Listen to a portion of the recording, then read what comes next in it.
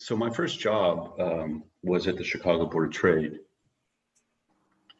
And I ended up working at the Futures Exchange because I grew up as the kid of two activists that were uncomfortable with money in their lives. So I sort of inherited that. And I thought, well, if I'm going to really work this out, why not go to the source?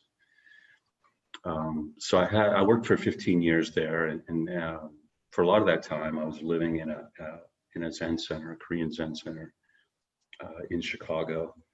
So I had kind of an interesting life where I would commute from the Zendo to the trading floor. I eventually met Bernie, and I think a lot of what we talk about here will be about Bernie's legacy and what Bernie's entrepreneurial history has meant to Zen Peacemakers.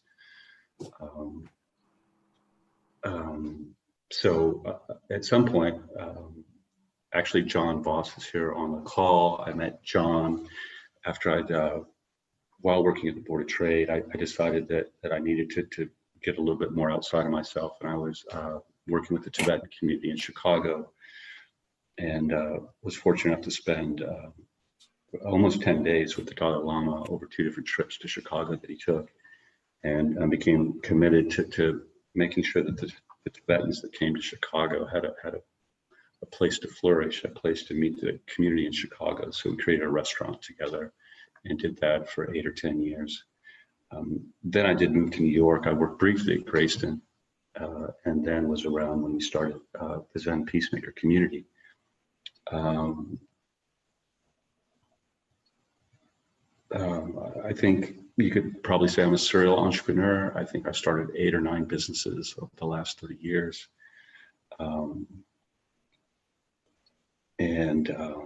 I don't know. I usually don't like to talk about myself too much, but I can talk about a couple of things quickly. There was a period when I was working with Bernie, and we were all trying on personas, and mine was Mahatma Gandhi. So we'd show up at a meeting, and you would wear that persona. You would be in the meeting as that person, in your version of what that person would be. So out of that spun a project, a business, a Zen Entrepreneurship project that was called Athena Mills. And it was at the time, it was the world's only organic cotton spinning mill, but it was a little bit more than that. We transported 45 semi-truckloads of equipment from a prison, and we spent 3 or 4 weeks inside a prison in Southern California. We engaged the East Bay community in Richmond, a high crime neighborhood. We hired people that were from the prison itself where the equipment came. We actually had 2 or 3 people that came with the equipment from the prison on their release date. We worked with the local community. We really worked on trying to create a full expression of how do you involve your community? This was in particular, a real self-sustainability model for the local community, but it was also a transformational model for the environment. It was really an approach not to conserve the environment, but to look at agriculture and its impact on the environment in America. So that was one of in a serial series of projects that I worked on. And I'll just pass the mic to Ken or Paco. Ken is the next younger. Yeah. You should really go next because you have a long entrepreneurial history and I'm a latecomer. No, you're good. You're good. You go ahead. The old man will go last. I never expected to be in this kind of a role. I had no intention of being an entrepreneur. I think I thought of entrepreneurs as kind of bad people. I went and got a master's in social work so that I could do good and manage to make a living. And spent 40 plus years doing that, mostly in mental health, a little bit of college teaching.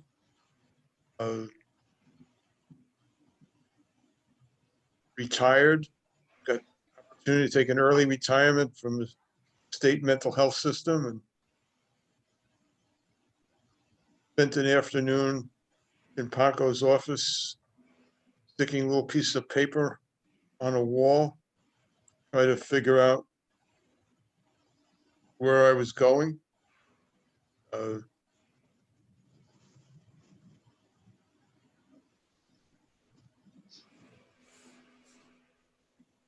Interestingly, these pieces of paper led to this idea that we should create some sort of program, that could support kids with mental illnesses, staying in school and graduating from high school. I think those pieces of paper were still hanging on the wall of that office when Paco moved out. Nothing much happened with that directly for a while. Ended up creating a relatively typical not-for-profit, not very entrepreneurial at all, raising some money from individuals and a little bit of money from foundations, creating something to help level playing field for people living with mental illnesses. Did a lot of stuff for a couple of years in creating opportunities for artists in recovery to do work and get it seen by the broader community.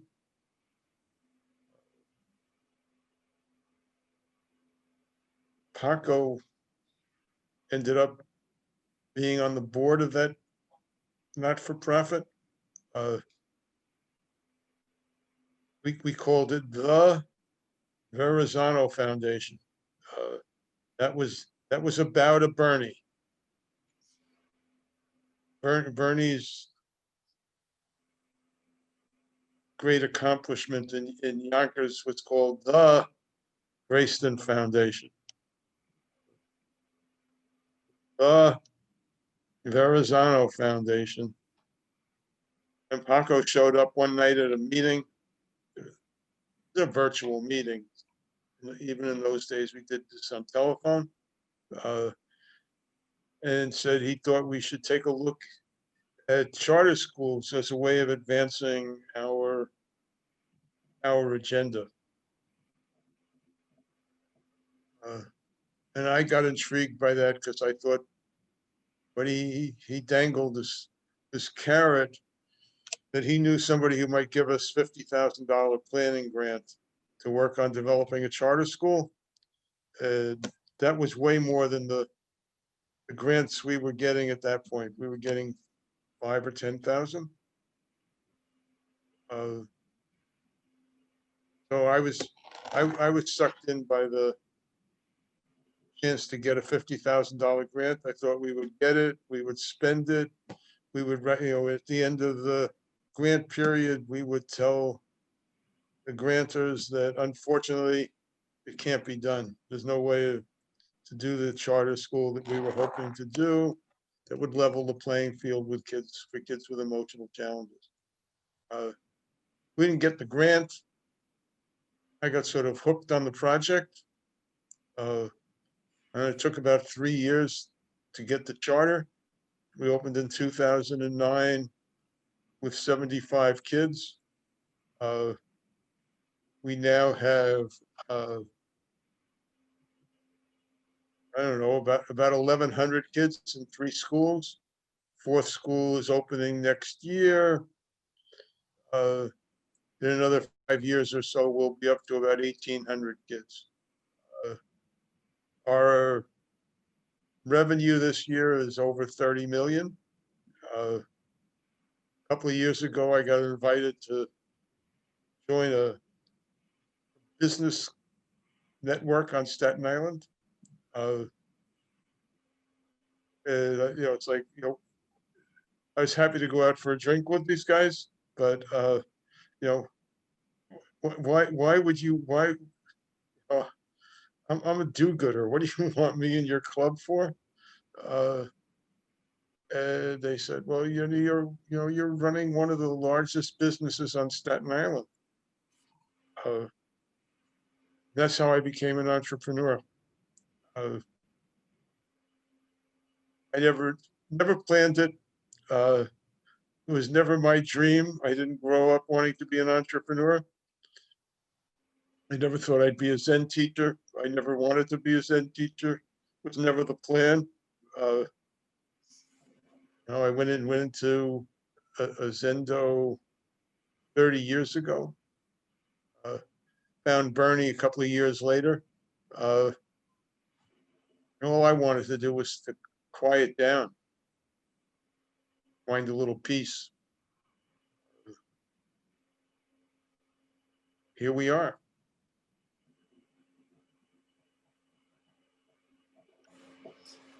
So I believe that social entrepreneurship is probably the most exciting thing that anybody could do in the world. That's me. I was born in Puerto Rico, and I remember at the age of 6 going to a little Catholic school and not having enough money and saying to my mother, I saw a kid selling chuckles. Chuckles, for those of you who are too young, were like gummies that came in about 5 squares, and they had like an indentation in the middle. And we would buy them for, I'm just going to make up a number. I can't remember, it was 2 cents, 3 cents, whatever it was that we bought them for. But I would open them up and cut them in half. And then I would sell them for a penny. So I learned very, very quickly how easy it is to double your profit. So we left Puerto Rico, came to New York. Long story, which I won't go into. Went to Catholic school, went to public school, went to Iona College, graduated in 1964 with a BBA, Bachelor of Business Administration, and a major in finance. I went to work for a bank. Couldn't handle it. I went to work for an anti-poverty program. Couldn't handle it. My mind was too scattered, too over the place. And I wanted always excitement. So I didn't fit. So November 4th, 1968, I opened up my own company. No money. 1968, a terrible year to go into business. I borrowed $15,000, and the rest is history. I've been in business all my life. I've been an entrepreneur all my life. I probably started 15 companies, of which probably 85% of them failed, or actually they didn't fail. They were my learning opportunities for the ones that I got that finally made it.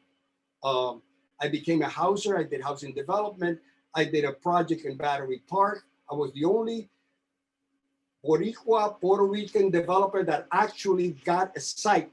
And I did it with the related houses as my partners, because I didn't have enough money to be playing in that poker game. That poker game was for the big boys. But I did get it.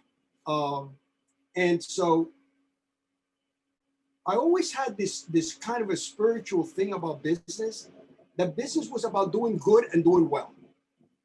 And I grew up although I'm a Buddhist, I grew up as a good Catholic, that sometimes they used to say to me that it's easier for a camel to go through the eye of a needle than a rich man.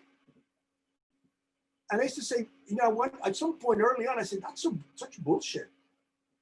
There's no reason why you cannot make money and do good. It's not contradictory. So I used to tell people in the neighborhood in South Bronx where I started working, you can do good and you can do well. Don't be afraid to make money. And so social entrepreneurship for me is changing the conditions that poor people are in and encouraging them to go into business. There's a lot of people who can go into business, but they usually have been inculcated in their mind that I have no money, so I can't do it. And there's some truth to that. All of you are familiar with, I think his name is Mohammed Jamoon, who in 1972 on a bet in Bangladesh, so that there were 42 people that if they got $27, they would get out of poverty. So he took $27 and gave it to each one of them with a contract that they had to pay it back. And the result of that was that everybody paid it back. Everybody got out of poverty, and microfinancing began to take shape. And indeed, he got the Nobel Prize in 2006 for that effort.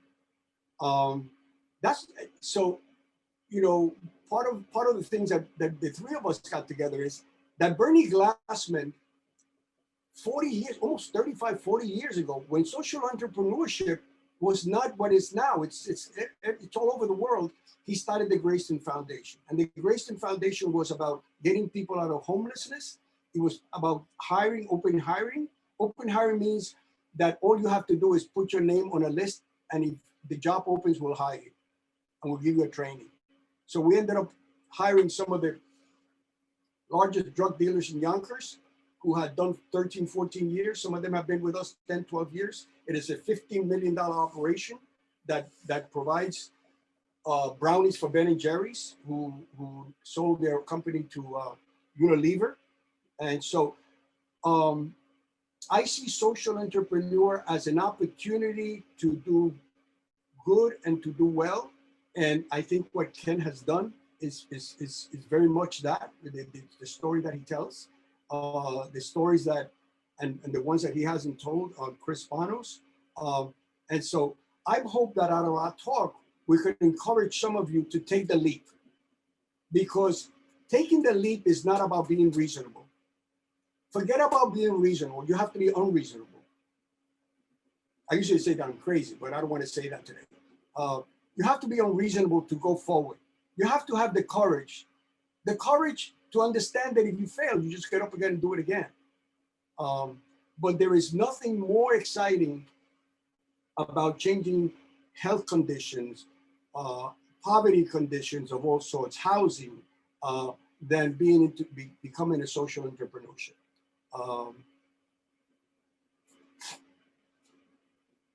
I stop.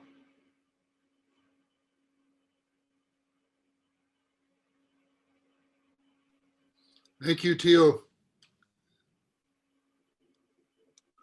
So we have 27 of us here, and so I can't see everyone. Most of you probably know how to do this. There's a way to raise your hand electronically, and I believe it's down in participants. I can see 25 of you, but I don't want to miss somebody off to the side. I don't know about everyone else. I've got 6 questions, but I'm not going to do mine. I'm going to let you do yours. So let's take some time and please, let's engage. This should be a lot of fun. We've got a little over half an hour left here. So go ahead and raise your electronic hand. And if you have a question for Ken or Paco or Chris, and when you ask your question, and if you want to direct it to one or the other of them, please say so. Otherwise, just indicate this is for anybody who wants to answer.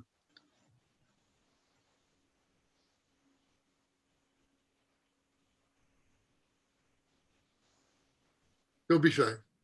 We're all friends here. Let's see, John, thank you. Go ahead and unmute yourself, John, and I guess I'll get it started, but I'm curious to hear specifically what's Zen about your entrepreneurship, and that could go to either three of you, and maybe what's the difference between, just social entrepreneurship and some kind of Zen idea of that. excellent question. Do you want to just toss that out to the group, or do you want Yeah, to put somebody on the spot? I think anyone's qualified to answer that of those three. I think they're more than qualified. So Yeah, there's probably a couple of parts to it, right?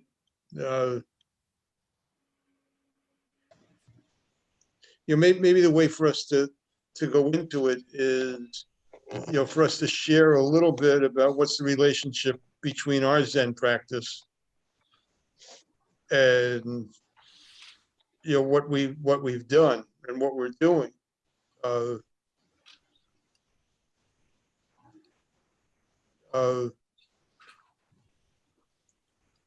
It's hard. Paco told me when we started on this charter school business that this was going to be, what did you say, Paco? The hardest thing I ever did, or something like The hardest thing you've ever done in your life, and you say, yeah, yeah, yeah. You know, and it's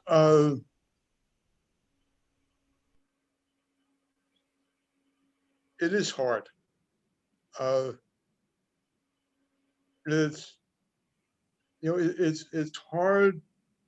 You know, one of the things is that it's hard often to stay focused on the purpose. You know, it's hard not to get caught up in your ego.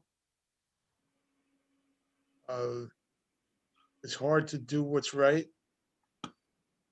That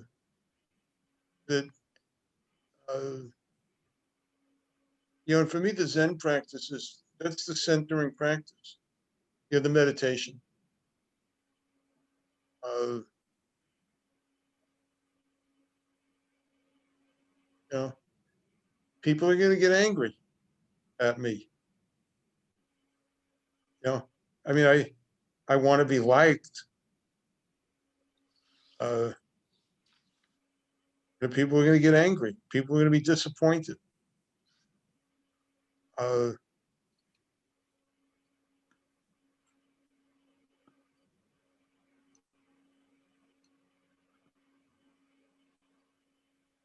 That's, you know, that's, you know, so when somebody says, well, do you have to do Zen in order to be, you know, a social entrepreneur or a Zen entrepreneur?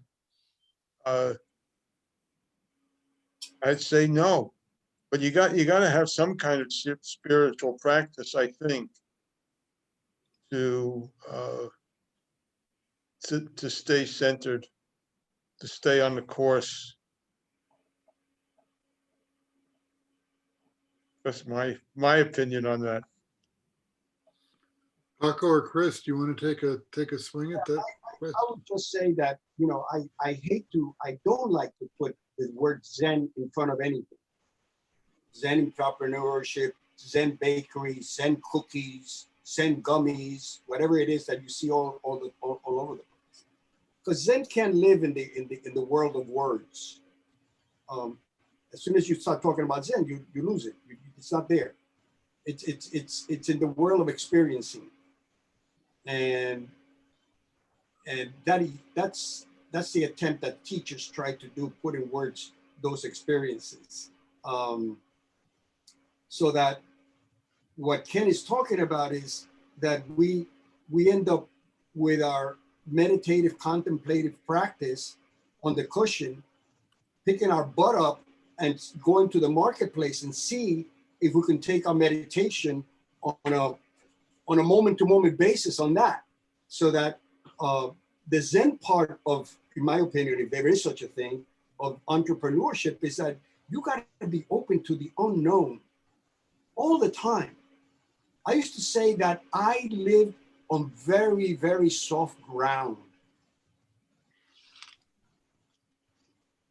I was taught you have to be in terra firme, you walk in. I have never walked in terra firme. My ground has always been soft.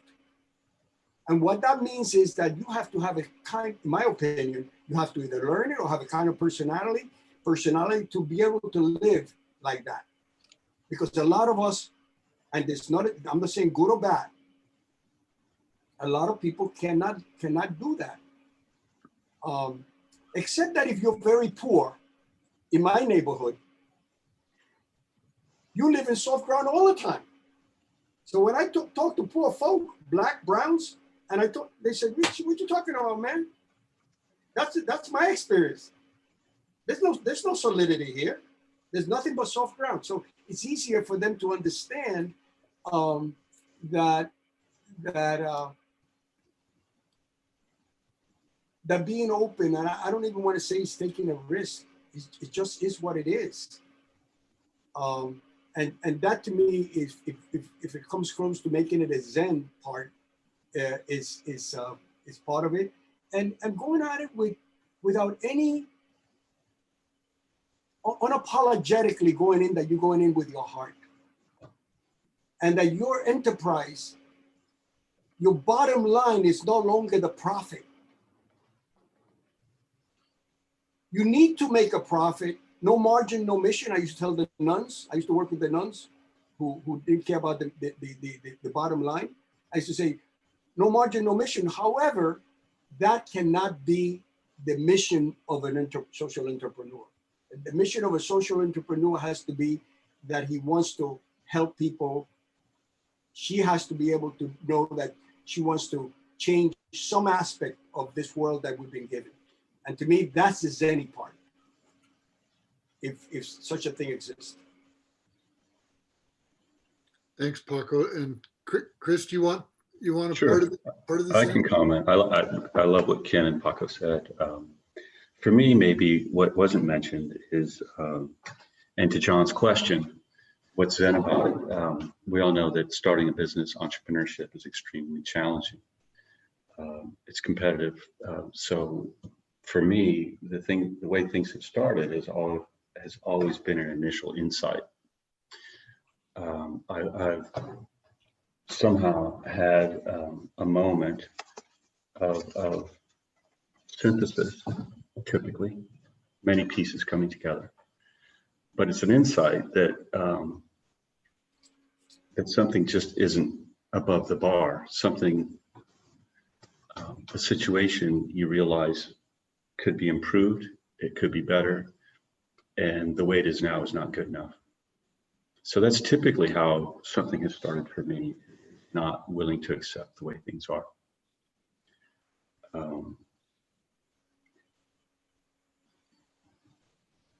You know, I think one of the things we talk about sometimes is this metaphor of leaping from a 100-foot pole. At some point, if you see an opportunity or you see a situation that you want to change, you know, at what point have you spent enough time at the top of the pole? Have you sort of sat with it? Have you sort of fully realized that you're going to commit to something, and then you jump? So to me, it typically starts with an insight or something that arises from meditation. Thanks, Chris. Joe, you've patiently had your electronic hand up there for a while, and Noah, you had yours up after Joe. I don't know if I've seen your hand come down, but Joe, go ahead and unmute yourself. Thanks. Sure. I can't think of the question, but I just wonder if somebody who spent their lives as a average entrepreneur, not a selfish entrepreneur, you know, who's woken up. I kind of wonder what, you know, where would they be in this conversation? Yeah. But I don't know what the question is. I'd have to ask them or you guys in relation to that. I mean, there's a lot of questions to ask a person like that.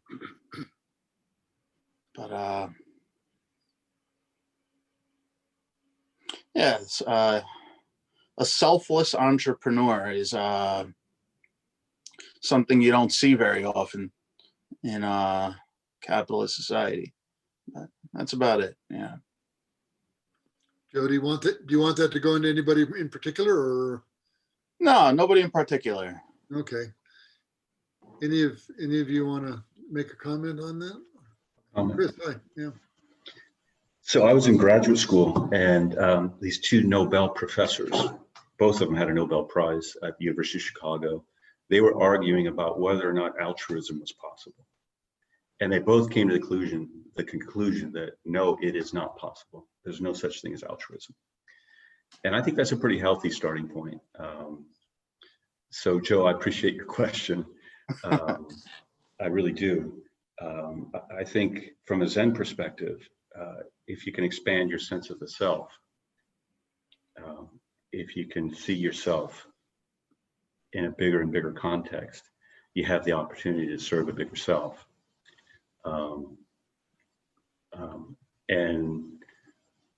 And motivation is a powerful thing, and you start where you are. And it can grow from there. I could piggyback on that.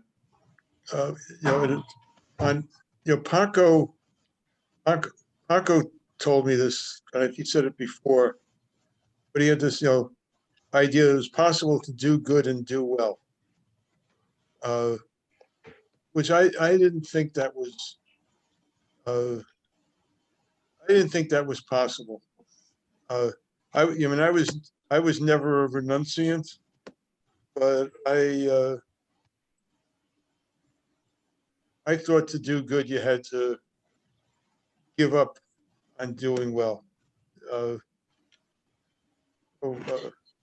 When Bernie and Jishu were starting the Zen Peacemaker order, I think we used, Paco has a better memory, but I think we used to meet every other week in their living room.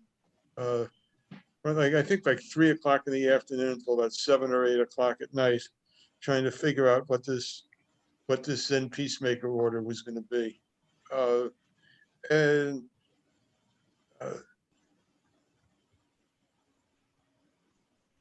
I was happy to be to be invited to be part of that, because it was like a great teaching. But I didn't think I had any chance in my life of being a member of Zen Peacemaker order. To me, members of the Zen Peacemaker order were people who basically worked at doing good and let go of doing well. It was Bernie and Jishu could be members. There were a couple of other people around who I thought were going to qualify for membership. I thought we might be able to have a kind of an affiliate organization called something like Friends of the ZPO, which was going to be for me. And I could be there and I could have my job and be looking out for my livelihood and not doing things which were going to sacrifice my livelihood. And I could contribute some money to help support the real peacemakers.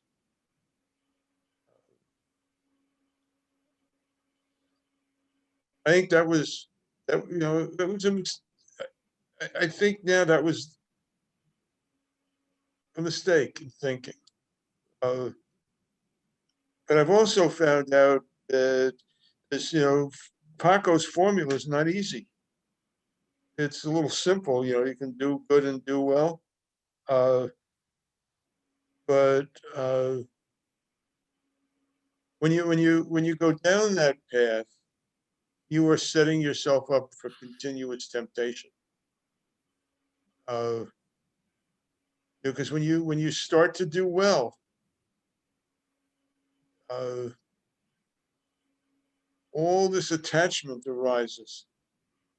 And then you begin to become really afraid of, well, if I do that, do I jeopardize my doing well? That's every day.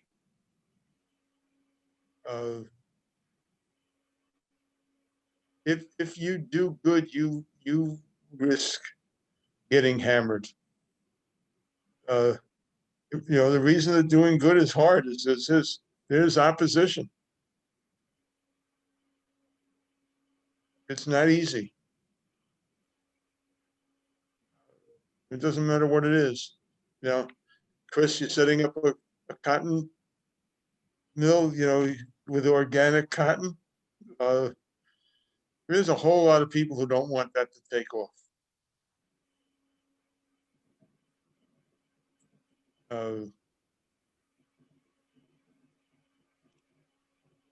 You do things to change things.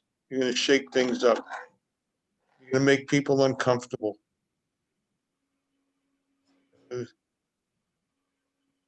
We said we wanted to integrate kids with emotional challenges. We didn't want to segregate them.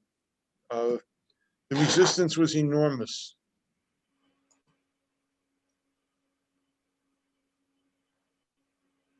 Not easy to do good and do well.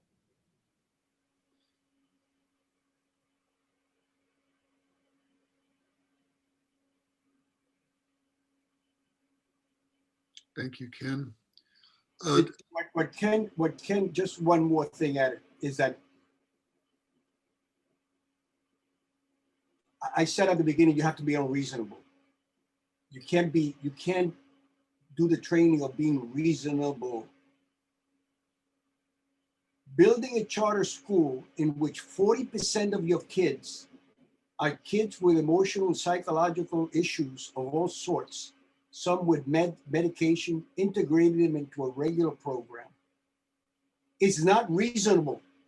And it's unreasonable for several reasons. Number one, charter schools get their certification based on how good the kids score. So at the beginning, you know, most charter schools will take some special needs kids, but they don't want a whole bunch of them in their school. It brings the scores down. Ken went against all the grain, all the thinking, all the pedagogical theologies, and they had and theories and ideologies. So you have to be able to really believe in what you believe, and the rules say this. You've got to be able to have the ability or the courage to either break the rules, go against the grain, or not listen to people.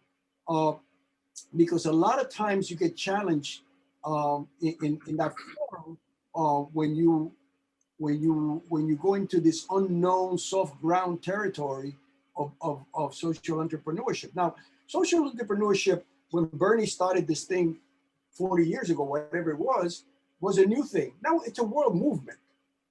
It's a world movement. It's all over in every single country, in South America, Central America, Africa. There are different organizations doing all kinds of things. In New York City, a woman by the name of, I think his name is Dorothy Stedman. She was doing very well, I guess, in her whole life. And she walked down Harlem and she saw empty buildings. She saw like 30 empty buildings. And then she saw a whole bunch of kids hanging out in the street. And she said, why can't I put the empty buildings with the kids so that the kids can rehab those buildings? Well, I'm sure she had to pay a price for the good deed that she was doing, because that's not easy to put together any place, particularly in New York City. But Youth Build is a very successful not-for-profit organization that is able to take buildings and put youth to rehab those buildings. So those kids learn about carpentry, about masonry, about electricity. She did an incredible job. Now, in the past, I had a job training program that I had set up a huge room where I had the building trades. So I had people building walls, taking them down, but I never really took it the next step, which this woman, Dorothy Stedman, did. So it can be done, it can be done, it can be done. But it takes, it's not easy. Ken is absolutely right. You have to have the grit to be able to have to be able to do these kind of things. But it's fun though. It's almost, I've had a ball in my life. I really have. And I'm not going to tell you about that, but I've really had a good time. Gracias, Paco. Noah, I don't want to miss you. You had your hand up earlier. Do you want to remain in the queue, or did you answer your own question? Yeah, I was just kind of curious if people might be able to speak to the effect of working with the general public, like Paco was describing, a hiring program, hiring people who they may not otherwise have interacted with, and who may not necessarily have training in the jobs and the capacities that you're wanting to place them in. I'm sure it's a step-by-step process that you build a foundational, you slowly build on training, as well as building out like what the business is, like you're describing, making brownies and cookies. So oftentimes I've had ideas for entrepreneurial pursuits, they have oftentimes been outside of my specialization, and I've been very nervous about stepping into the unknown territory and trying to figure out how to best train other people and get them on the same page and get them trained to be able to fill roles that I myself have never personally filled. And it's just, I don't know, if anybody could talk about personal experience, kind of bridging those two experiences would be helpful. And thank you also for your time. Thanks for the question. Anybody want to pick up Noah's question? I'm not an educator. You know, I taught in college for a few years, which means I know nothing about education. You know, I think if you want to do something in an area where you don't know anything, you need to team up with some people who know something.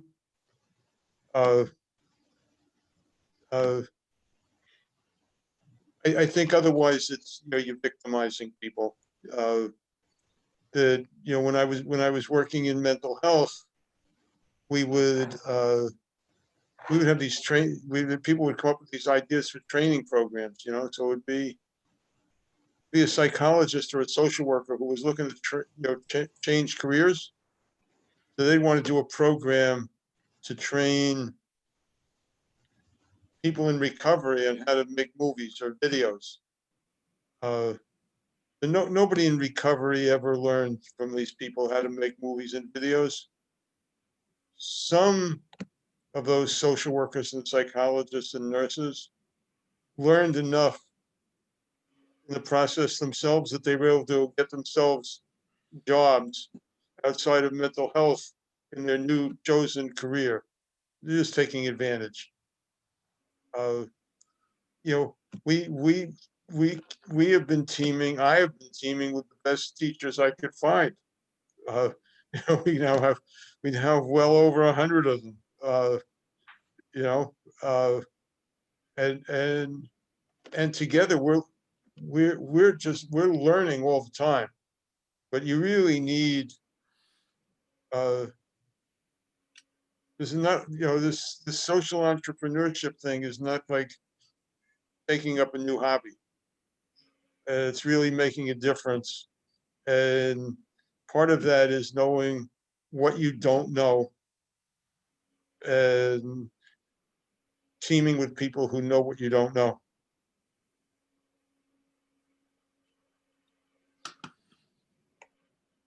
Chris or Paco, do you want to add to that, or should we move on to the next question? Just briefly, so that Chris can get in.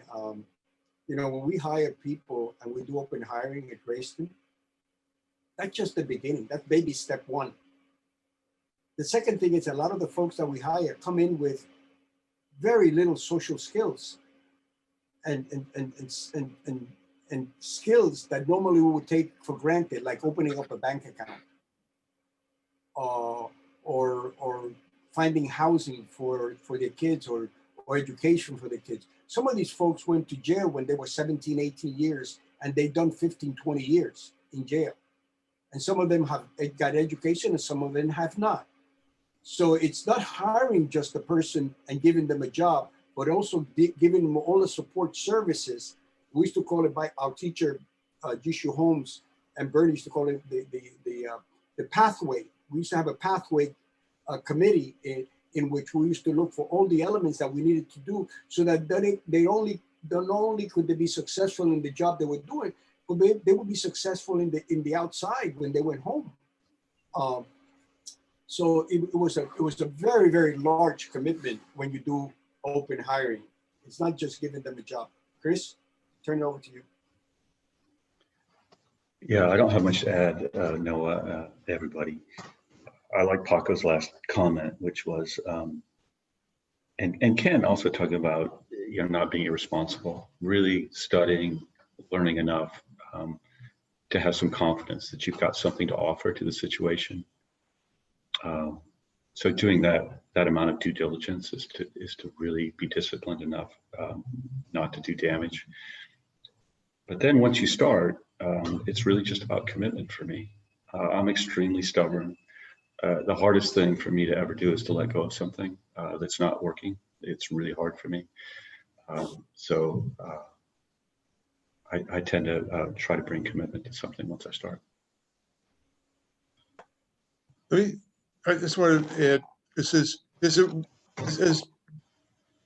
you were talking, both of you, I realized that one of the big differences between integration charter schools and Grayston is that the primary purpose of Grayston was to be an employment program.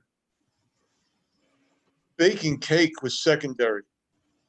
Bernie was out to serve the homeless. He was not out to become a baker. Our story is a little different. We started out with the purpose first of serving kids who were falling through the crack, and actually didn't learn until we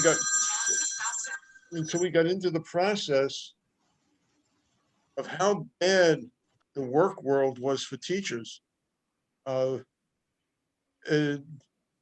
to discover that nationally 3 out of 5 of the young people who graduated from college and went into teaching left the field within 5 years. It's just the most staggering fact, second only to the fact that kids with mental illnesses had the lowest graduation rate in the country of any disability group. The teachers are, I look at our teachers, we got all these they all come in, they're young, wonderful, dedicated, and it's not like we got the only young, wonderful, dedicated teachers in the world. Pretty much every school gets young, wonderful, dedicated teachers, and 3 out of 5 of them get out of the field and become real estate agents or something like that within 5 years. There's something really wrong with our education system, not just for kids, but for teachers. But we started with the kids.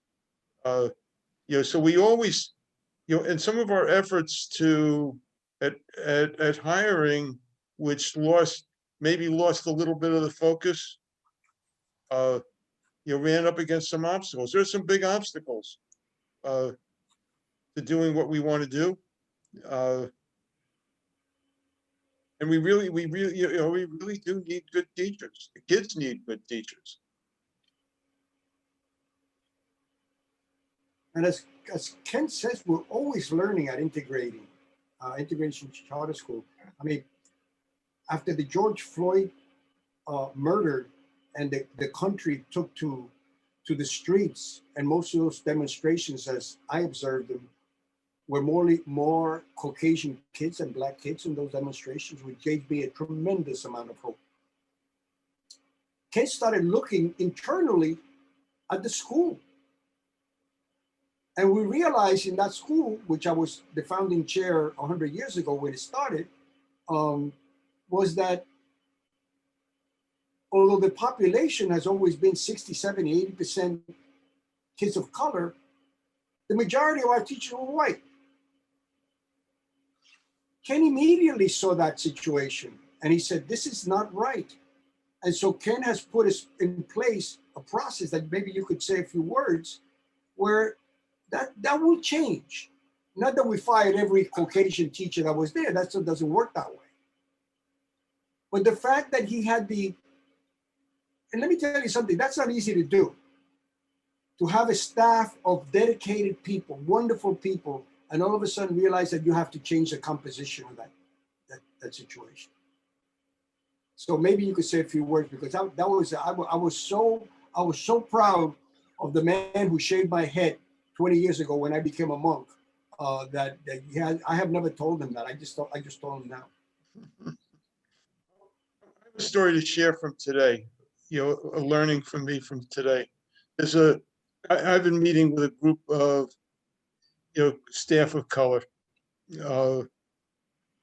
We've been meeting every week, and we're not, and they invite in whoever they want. So there's some white people in there too. And we meet every week, and all I've done is to guarantee them that they can have that hour.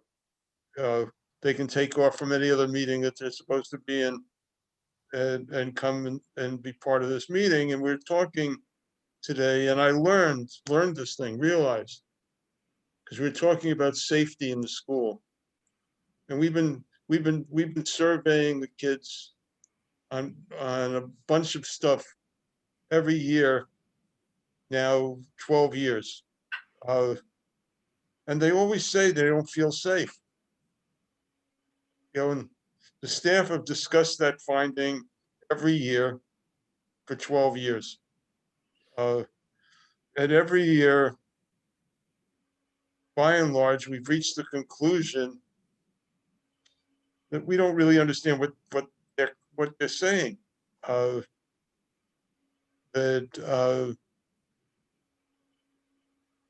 Because the schools are safe, and all the objective data on safety is that they're safe. And I didn't hear until today, even though we've looked at this data every year, that I didn't hear until today that the kids don't feel safe. Not that they're worried about being shot, because that's not the danger in our school, even if it's a danger in a lot of other schools. But they still don't feel safe. They still don't feel that they are safe being themselves there. And I don't have an answer, right? That's just hearing it.